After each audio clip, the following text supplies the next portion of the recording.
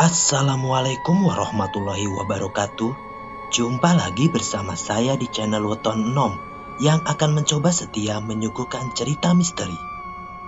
Cerita kali ini adalah cerita yang berjudul Liburan di Desa Angker. Cerita ini dari Abdul Hakim. Sebelum melanjutkan, jangan lupa klik tombol subscribe dan like beserta klik loncengnya agar terupdate mendapat kisah terbaru dari kami. Dan berikut kisahnya.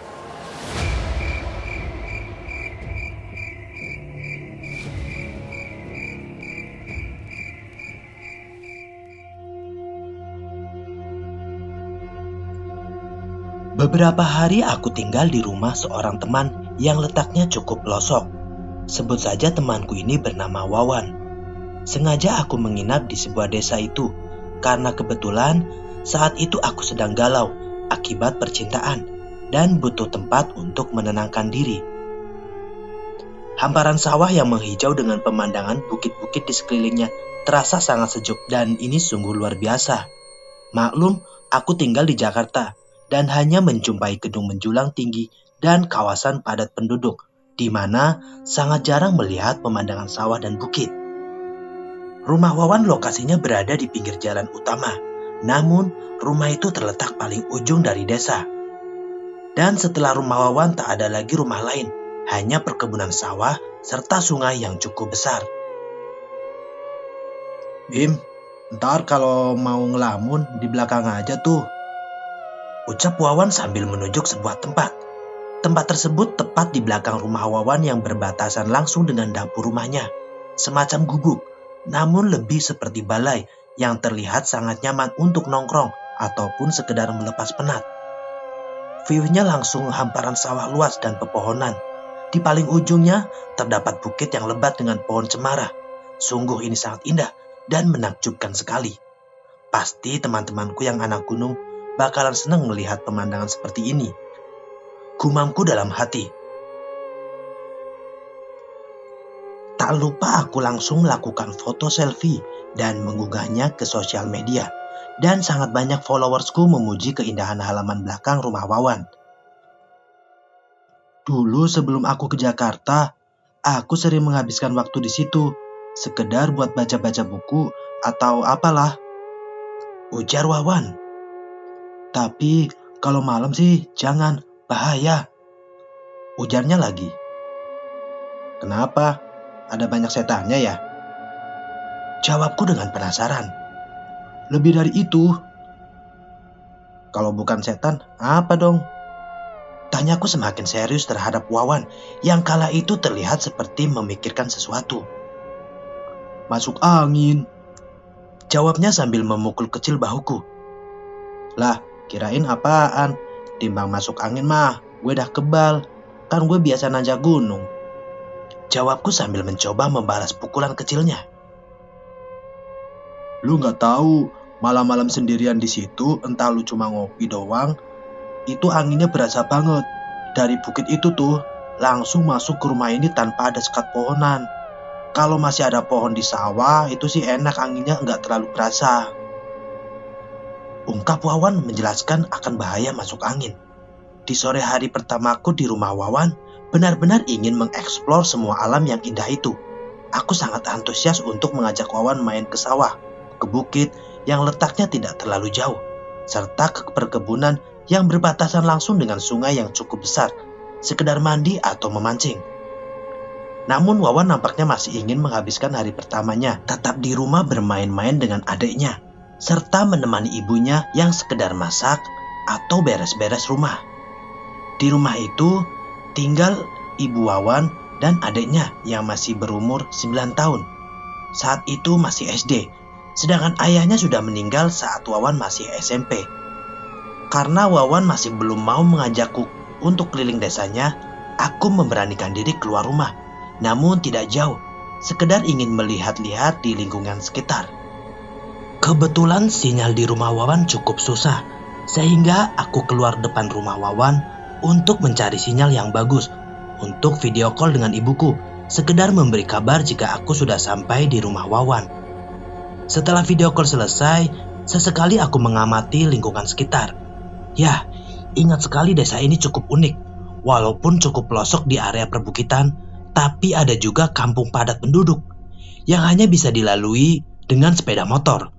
Lokasinya di seberang rumah Wawan, melalui akses jalanan kecil gang sempit yang bertulis Gang Bokarsem.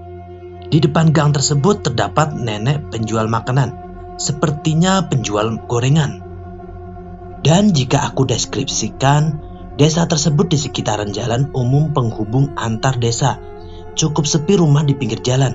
Jika aku hitung hanya ada 4 rumah, sudah termasuk rumah Wawan. Oh iya, ada satu konter HP kecil, sepertinya hanya menjual pulsa atau aksesoris umum. Dan kampung padat penduduknya masuk melalui gang sempit. Itu sesuai info dari Wawan yang mengenalkan letak geografisnya saat pertama kali sampai. Aku penasaran menyeberang untuk melihat akses gang sempit yang menuju pemukiman padat penduduk. Sekedar basa-basi, aku menghampiri nenek penjual gorengan. "Masih ada, Nek, gorengannya?" tanyaku sambil tersenyum serta berjongkok di hadapannya. "Masih, Lek. Tapi maaf, ini tidak dijual. Ini tinggal 3 gorengannya, buat dibawa pulang,"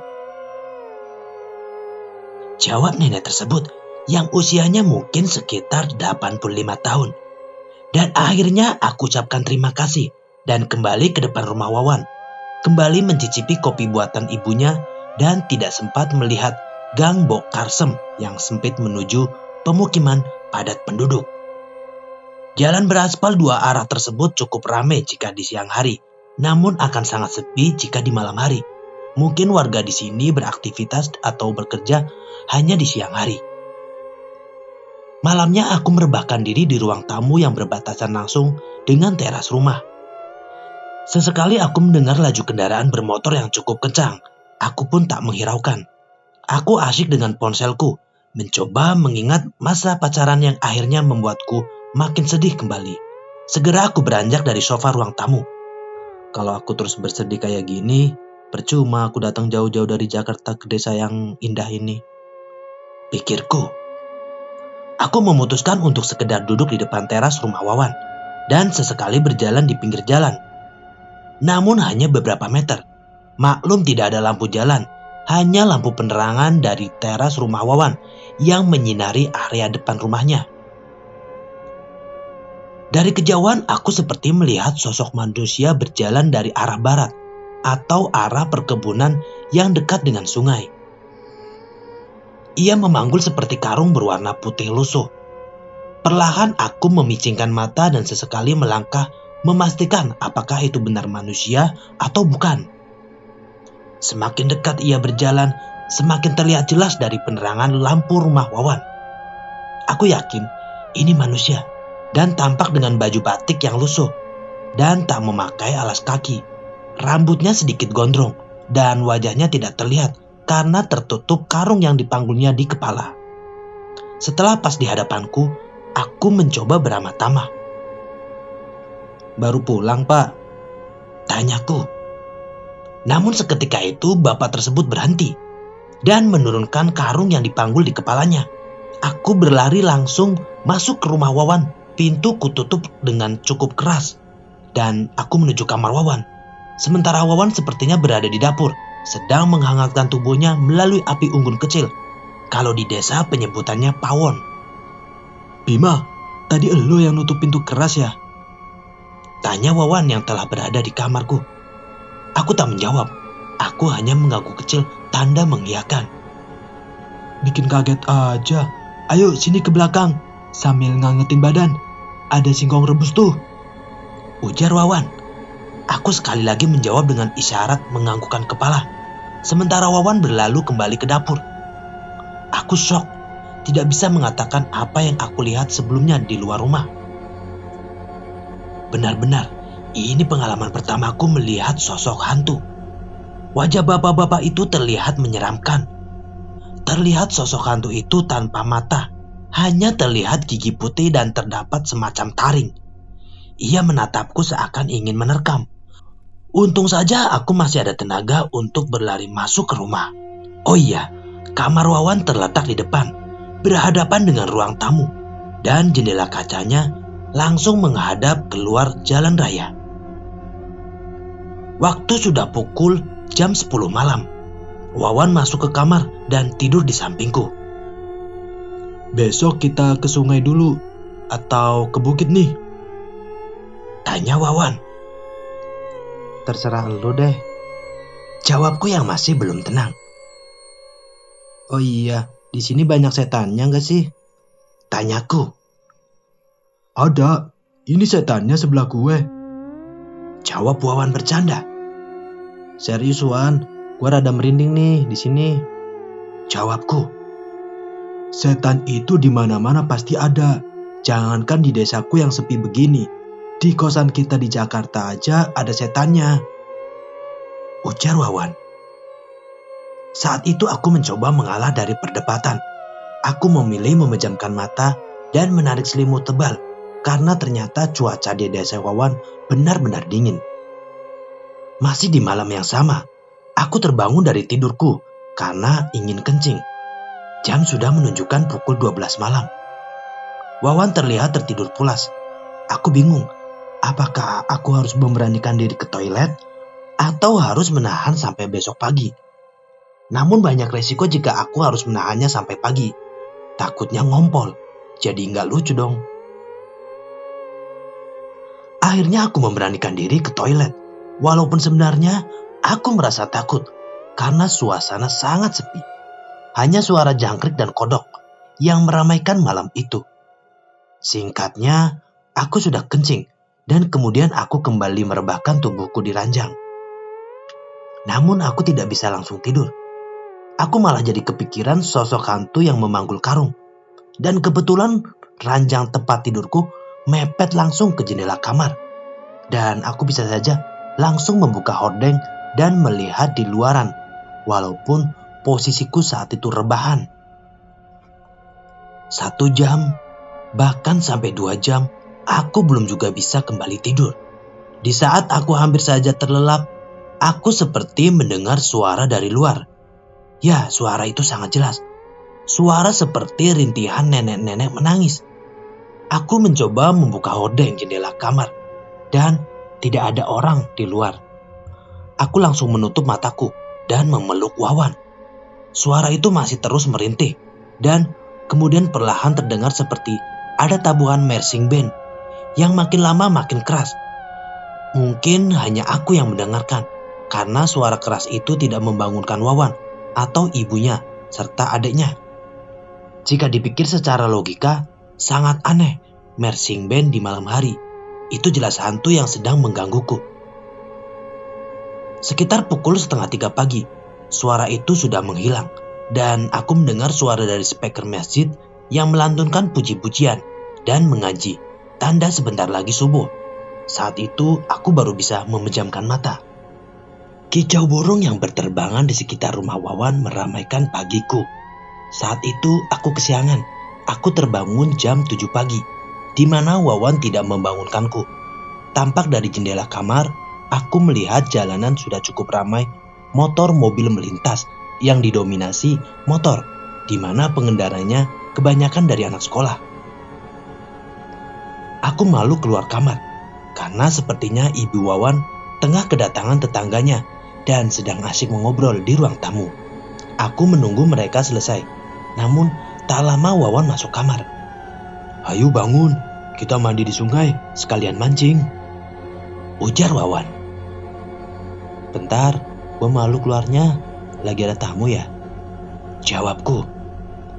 "Ya elah, itu bule gue, lagi mampir. Udah sih slow aja," ujar Wawan.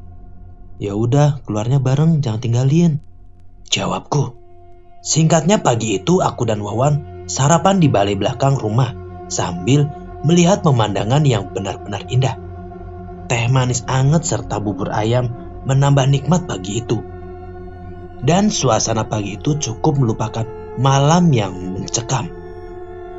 Kegiatan hari itu seperti yang sudah direncanakan, kami akan memancing dan sekedar mandi di sungai, dilanjut ngebolang ke bukit dan sawah di belakang rumah Wawan. "Wan, sebenarnya semalam gue ketemu sama setan di depan rumah," ujarku sambil bersandar di bangku kayu di balai. "Oh, Terus setannya gimana? Jawab Wawan sambil menumpuk mangkok bekas bubur ayam. Kali ini serius deh, jangan bercanda jawabnya. Gue lihat setan itu jalan dari arah barat. Bapak-bapak memanggul karung putih di kepalanya. Terus, yang membuat kesimpulan itu setan dari mananya? Tanya Wawan. Dengerin dulu. Jadi pas sudah deket berhadapan sekitar 3 meter, terlihat wajahnya nyermin. Giginya ada taringnya gitu. Matanya gak kelihatan, kayak berlubang gitu. Jawabku. Terus pas malamnya aku habis kencing dengar suara nenek-nenek merintih nangis, kayak kesakitan.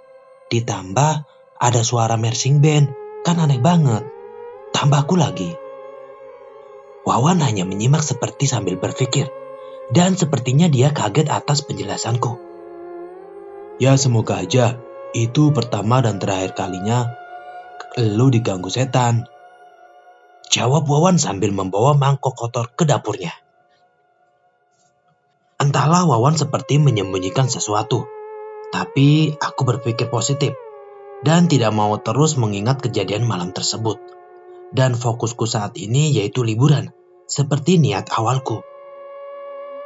Hari itu aku benar-benar bahagia, terlupakan semua beban yang ada di pikiran dan di hatiku. Semuanya sangat plong, dan di siang hari ini nampaknya sungai dan bukit itu sangat bersahabat. Apa yang kami lakukan persis si bolang yang ada di TV-TV. Dan singkat cerita, setelah seharian penuh ngebolang, aku sudah merasa cukup tenang.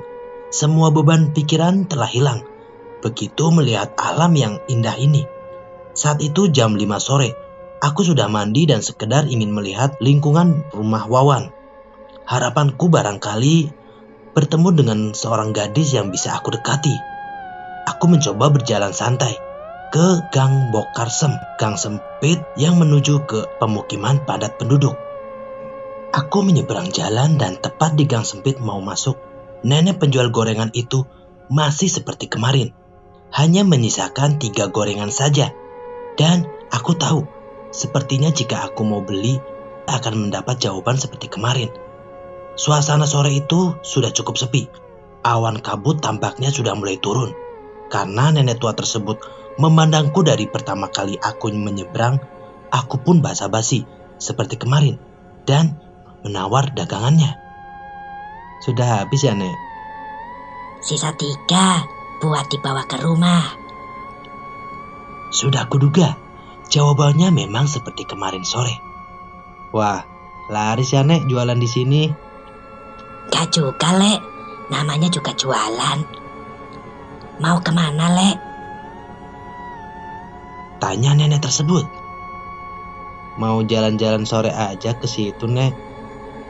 Jawabku sambil menunjuk arah jalanan pemukiman padat penduduk. Lek, ini buat kamu. Gratis, buat kenang-kenangan nanti kamu pulang. Ujar nenek tersebut sambil menjulurkan tangan berisi seperti buah sawo, tapi sudah kering dan berserabut.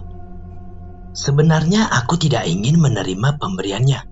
Namun aku tidak enak hati jika menolak pemberian seorang nenek yang sudah cukup ramah terhadapku. Dan aku berniat akan membuangnya saja nanti. Setelah aku menerima pemberian nenek tersebut, aku pun mengucapkan terima kasih. Dan aku melanjutkan berjalan ke perkampungan warga yang cukup ramai. Ternyata benar apa yang disampaikan Wawan. Jika desa ini yang paling ramai di tengah-tengah dan mirip seperti Jakarta, jalanan sempit, hanya cukup 2 motor. Aku cukup takjub dengan suasana desa ini. Di depan musola itu terdapat anak-anak yang usianya rata-rata mungkin sekitar 8 atau 9 tahun. Mereka tampak asyik bermain dengan mainan tradisional. Dan hampir tidak melihat anak-anak di situ memegang gadget. Dan beberapa ibu-ibu tampak duduk bersama, merapat, mungkin sambil memantau anaknya yang sedang bermain. Atau mungkin para ibu-ibu ini sekedar mengisi waktu untuk ngobrol sambil menunggu waktu maghrib. Sungguh perasaan ini sangat takjub dan ingin rasanya berlama-lama di desa ini. Tapi rasanya tidak mungkin. Lusa aku harus kembali ke Jakarta karena jatah cutiku sudah habis. Singkatnya azan maghrib pun tiba. Aku menyempatkan untuk sholat maghrib berjamaah di musola tersebut. Dan yang lebih membagongkan, saat kami tengah khusyuk di tahiyat akhir, ponselku berdering keras dan pastinya membuat pusat perhatian jamaah di musola. Aku lupa mode silent dan ternyata setelah selesai sholat, aku melihat itu panggilan dari Wawan. Seketika itu, semua jamaah seakan bertanya-tanya. Pemilik ponsel yang berdering, tampak sebagian orang yang terdekat dariku seperti memandang aneh. Mungkin mereka bingung karena ada orang asing yang hadir di musola ini. Aku langsung membalas WA Wawan jika aku sedang di musola yang terdapat di pemukiman warga. Aku baru sadar jika tidak ada lampu penerangan menuju rumah Wawan. Aku kemudian berpikir dengan kejadian tadi malam. Aku takut bertemu lagi sosok hantu yang berjalan membawa karung. Salah seorang jamaah menyapaku. Masnya ini dari mana dan mau kemana? Tanya bapak parubaya tersebut yang sepertinya muazin. Karena suaranya mirip yang azan maghrib. Dan mengenalkan diri bernama Bapak Rustam. Oh iya Pak, maaf, saya dari Jakarta. Sekarang lagi berlibur di desa ini. Tinggal di rumah Wawan, Ibu Siti, yang rumahnya di pinggir jalan itu Pak. Jawabku. Oh alah, temannya Mas Wawan, teman kerjanya ya? Tanyanya lagi. Iya Pak, dan kebetulan pengen menikmati suasana desa. Terangku. Oh iya Pak, di sini lampu jalan gak ada ya Pak. Padahal kata Wawan, jalanan di depan itu penghubung antar desa. Tanyaku berharap bisa diantar pulang. Hehehe. Oh, bukan gak dipasang Mas, tapi sudah sering dipasang. Tapi lagi-lagi mati. Pernah baru dipasang siangnya, dites nyala. Malamnya sudah mati lagi. Dan begitu terus. Sampai akhirnya warga sudah bosan ngurusin lampu yang mati terus. Lebih baik ngurusin yang jauh lebih penting, ujar Pak Rustam. Kami ngobrol banyak seputar letak geografis desa ini, serta asal-usul nama desa, sampai ke hal yang mistis. Aku mendengarkan dengan seksama. Kami duduk berdua di pelataran musola. Oh iya Pak, kenapa gang kecil ini diberi nama Gang Bokarsem? Tanyaku menyelidik. Oh gini Mas, jadi dulu sekitar tahun 30-an, tepat di depan gang tersebut yang sekarang kebun itu dulu ada rumah. Pemiliknya namanya Bokarsem dan beliau penjual gorengan. Terus orang-orang menyebut gang kecil itu ya Bokarsem. Akhirnya sampai sekarang dinamailah Gang Bokarsem. Aku langsung teringat dengan nenek tua penjual gorengan di depan gang itu. Apakah itu manusia? Atau sosok Bokarsem sendiri yang menampakkan wujudnya? Kalau sekarang ada nggak Pak yang jualan gorengan di depan gang tersebut sebagai penggantinya Bokarsem? Tanyaku lebih detail. Kalau sekarang nggak ada Mas. Gorengan sekarang penjualnya sudah banyak. Ya di kawasan ini semua. Kalau jualan di depan gang mana ada yang beli. Kecuali dulu mungkin iya. Aku langsung merinding. Artinya sosok nenek penjual gorengan yang kutemui 2 hari ini bukanlah manusia. Tapi Bokarsem pernah sesekali menampakkan wujudnya persis di bekas tempat jualannya. Tapi udah lama banget. Ceritanya ada tetangga desa lewat di situ dan nanya alamat rumah. Terus orang yang nanya alamat dikasih gorengan, tapi nggak mau. Dan sekitar tahun 95-an ada ibu-ibu sama mau berkunjung ke sanak saudaranya di sini lewat gang itu. Ngobrol-ngobrol terus dikasih buah, diterima. Dan setelah dibawa pulang, buah itu jadi emas. Wah, gempar itu Mas beritanya. Makanya banyak orang yang sengaja lewat gang tersebut biar bertemu sama Bokarsem agar diberi sesuatu.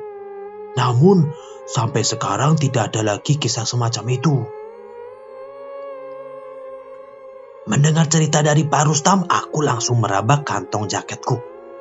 Dan buah sawo kering pemberian nenek tua itu masih ada. Aku tak berani menceritakan hal tersebut ke Pak Rustam. Dan seketika itu aku buru-buru pamit pulang. Aku berpikir jika aku pulang sendiri tidak berani. Tanpa rasa malu, aku meminta diantar oleh Pak Rustam sampai depan jalan dengan alasan takut dengan cerita Pak Rustam. Apalagi semalam aku sudah diganggu hantu dan aku tidak mau malam ini terasa panjang oleh gangguan hantu.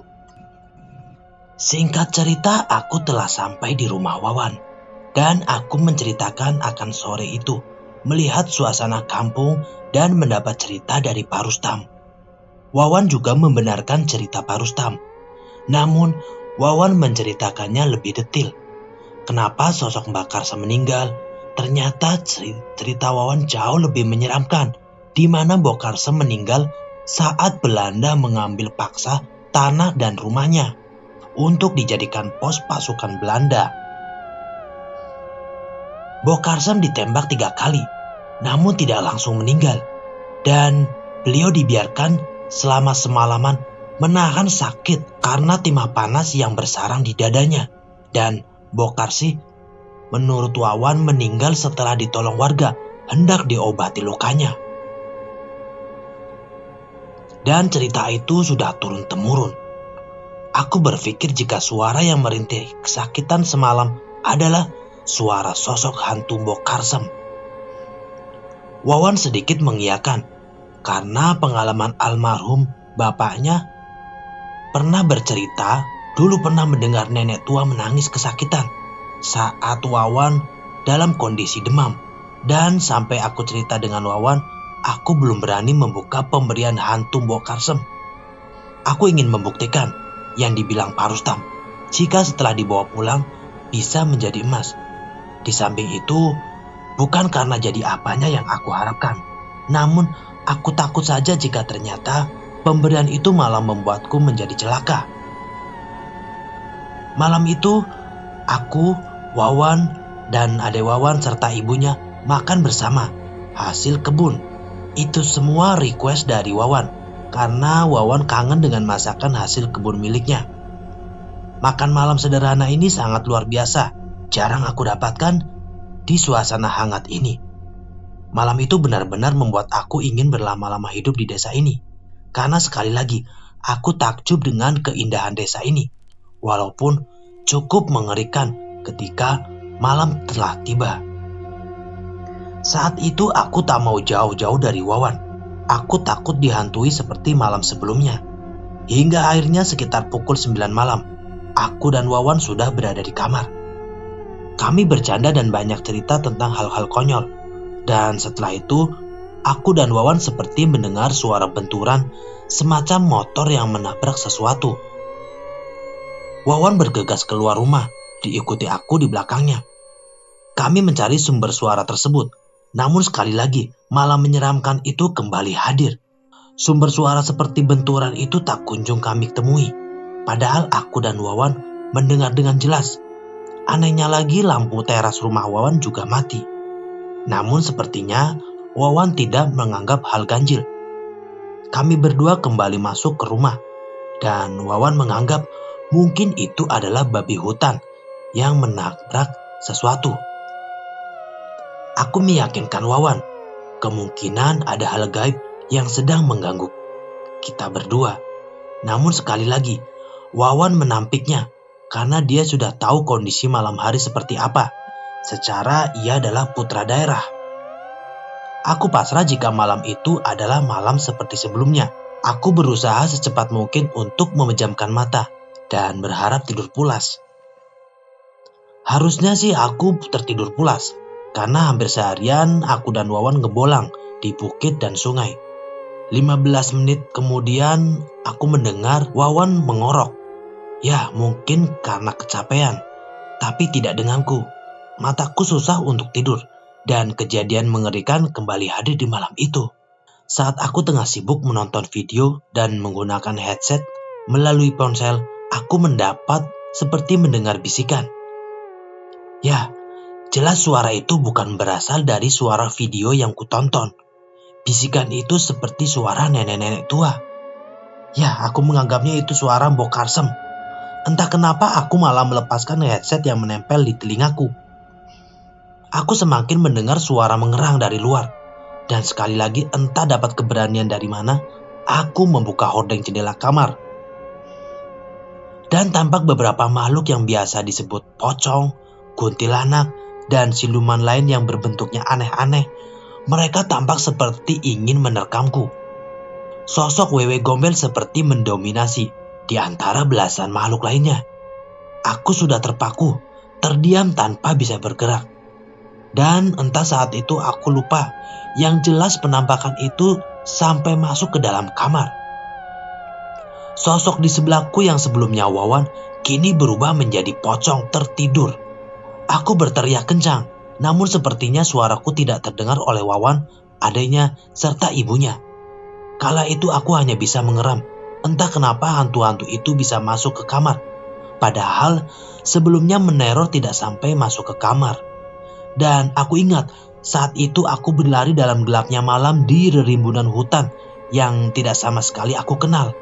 Aku terus dikejar oleh sosok pocong dan kuntilanak. Aku terus berlari tak tahu arah. Dan hingga akhirnya aku terjatuh di sebuah jurang yang terjal. Sebuah luka yang menyayat hati sebelum aku ke desa ini sangat pedih. Namun sesampainya di desa ini, rasa sakit itu hilang. Bahkan pikiranku kini teralih ke sebuah kisah mistis yang menerorku beberapa malam. Saat itu aku telah tersadarkan diri. Banyak orang mengelilingiku di kamar sempit berukuran 3x4 itu. Wawan tepat di samping kananku dengan memijat-mijat pundakku. Sementara di hadapanku Pak Rustam yang ku kenal beberapa jam sebelumnya juga hadir serta beberapa orang yang tidak sama sekali aku kenal. Kalau sekarang lu Bima kan? Tanya Wawan sedikit tegang. Aku tidak menjawabnya. Aku hanya bengong, shock, dan sedikit merasakan beberapa bagian tubuhku sakit. Sekarang Mas ini sudah sadar, Wan. Ujar salah satu bapak yang tepat di sebelah kiriku. Emang kenapa gue? Tanyaku kepada Wawan. Lu kesurupan anjing. Kayaknya lu kesambet pas di sungai tadi siang deh. Aku bingung. Yang aku ingat sebelumnya melihat beberapa hantu di luar rumah. Dan sosok pocong masuk menggantikan posisi Wawan di sebelahku. Terus aku berlari ke hutan gelap dan akhirnya terjatuh di jurang. Kejadian itu sekitar pukul 10 malam. Dan sekarang jam sudah menunjukkan sekitar pukul 12. Itu artinya sekitar 2 jaman aku kesurupan. Maafin gue Bim. Besok sore kita balik ke Jakarta ya. Gue takut kelamaan di sini lo makin banyak aneh-aneh. Ujar Wawan dengan nada menyesal. Mungkin makhluk gaib di sini senang sama Mas Bima. Ya enggak? Ujar Pak Rustam dengan ketawa lirih. Dan dari cerita Wawan ternyata aku kesurupan sosok penunggu sungai. Karena mungkin aku datang tanpa ada basa-basi sekedar permisi. Artinya bukan hantu dari Mbok Karsem. Padahal selama aku ngebolang di sungai dan perbukitan, aku tidak mengalami hal yang ganjil. Dan kami berdua sangat menikmati petualangan bak si bolang. Sehingga aku merasa aneh aja. Kenapa sosok penunggu sungai malah mengikutiku sampai aku pulang. Dan selama aku kesurupan, info dari Wawan, aku terus meronta. Hingga 4 orang menahanku cukup kewalahan. Malam itu benar-benar malam yang sangat rumit dibanding malam sebelumnya. Aku tertidur pulas hingga pukul 10 pagi. Dan hari itu adalah hari terakhirku di rumah Wawan. Karena seperti ucapan Wawan saat aku kembali sadar dari kesurupan, ia mengajakku cepat-cepat kembali ke Jakarta di sore harinya. Singkatnya, aku dan Wawan berangkat ke Jakarta lagi menggunakan bus malam. Dan sampai di Jakarta pukul 3 pagi. Kami berdua langsung menuju tempat kos dan kembali meneruskan istirahat kami yang sebelumnya cukup kurang nyaman. Namun beberapa menit sebelum aku terlelap, aku tersadar dengan oleh-oleh dari kampung Wawan. Ya, oleh-oleh dari sosok hantu menyerupai Mbok Karsem. Semacam buah sawo namun kering dan berserabut yang masih tersimpan di jaket yang kulipat dimasukkan di dalam tas ranselku. Aku bergegas mencoba membukanya, namun aku terkejut. Apa yang kulihat benda itu masih terlihat sama seperti sebelumnya. Aku berpikir mungkin Pak Rustam mendapat info cerita rakyat itu berdasarkan hoax. Aku meletakkan benda itu di loker lemari baju dan sudah tidak peduli lagi dengan benda yang akan berubah menjadi emas seperti yang diceritakan Pak Rustam, salah satu tokoh masyarakat di kampung Wawan. Namun, kalian yang mendengarnya tentu akan penasaran dengan benda tersebut, karena benda tersebut cukup istimewa, di mana selama aku menyimpan barang tersebut, aku seperti disegani banyak orang. Bahkan bosku saja seperti tertunduk dengan apa yang aku ingini. Entahlah, aku menyebutnya benda berkaromah apa. Karena kalau aku cari tahu, ini semacam barang yang memiliki khasiat pengasihan terhadap lawan jenis, bahkan sesama jenis, menjadi segan. Tapi kekurangannya selama aku menyimpan benda berkaromah ini, aku seperti menjadi orang yang sombong. Dan aku mudah emosian. Banyak hal yang tidak bisa aku ceritakan di sini, karena menurutku tidak pantas. Setelah selama 2 tahun aku menyimpan benda tersebut, akhirnya aku melepasnya dengan mengirim kembali ke tempat asal. Namun aku titipkan ke Pak Rustam, orang pertama yang menceritakan tentang urban legend Mbok Karsem. Dan alhamdulillah, setelah benda itu tidak bersamaku, aku seperti plong dan tidak mudah emosi, berjalan apa adanya seperti sedia kala. Dari kisah ini, kita ambil sisi positifnya dan buang jauh sisi negatifnya. Sampai jumpa lagi di cerita yang lain. Wassalamualaikum warahmatullahi wabarakatuh.